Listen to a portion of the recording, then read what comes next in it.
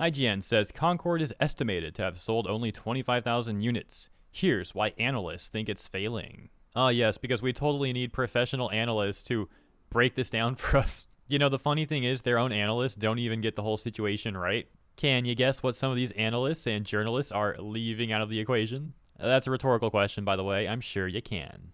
So they say, sadly, making a fun, high-quality shooter is not enough in the oversaturated live service space these days. Many of the analysts I spoke to lamented the reality. As they pointed out, Concord has been in development for years now, a substantial financial and time investment for Sony, and incredibly talented people worked on it.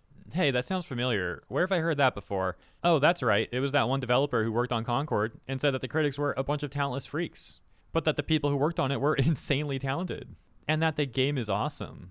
By the way, here's something else that's funny. Their Twitter bio used to say, previously on Concord, and now in the present time, it looks like they've removed that. I guess they don't want to be associated with Concord after all. Back at IGN, they say, why isn't Concord selling?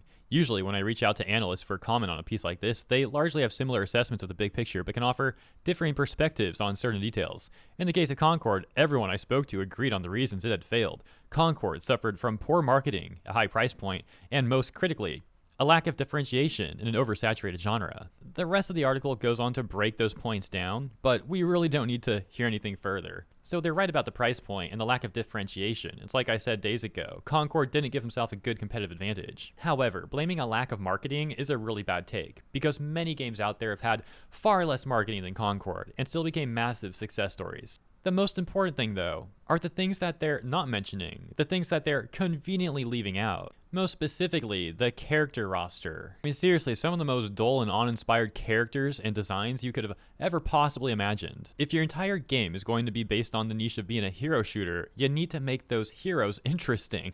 Somehow with their years of development, massive funding, and all these alleged insanely talented people working on the game, none of them got that right. It really comes off like this is DEI the game. Like they tried to appeal to a certain niche of the quote-unquote modern audience, as we see corpos say nowadays. Like they really tried to capture that Twitter cop crowd. And of course, this is something that these corpo journalists and analysts are not going to recognize. They're not going to mention this stuff. Well, guess what? We will. Sure enough, the top response on their own article says, you also forgot that the character designs are unappealing. Look at First Descendant. If you made your characters look more like that, I would have at least checked it out.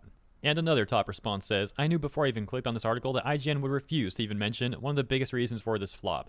Gamers are sick to death of forced DEI. These corporations put too much stock in social media discourse, which turns out doesn't translate to real life. It's like they're making games for the identity politics obsessed Twitter crowd, when those are not the people actually buying games. They're just the people that have had the loudest voices on the internet for the past decade, which thankfully that seems to be shifting.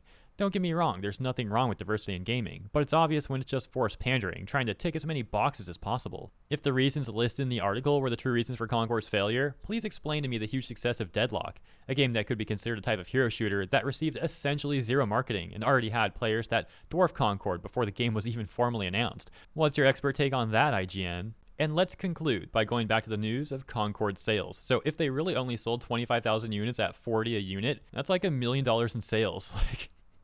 Allegedly, they spent between $50 million to $150 million on this game, in which case, with those pathetic sales, then Concord is actually one of the most impressive failures in gaming of all time. So let me know what you think about all of this stuff in the comments. As always, thanks for tuning in, and if you enjoyed my coverage, consider liking and subscribing. Appreciate you, and I'll see you in the next one.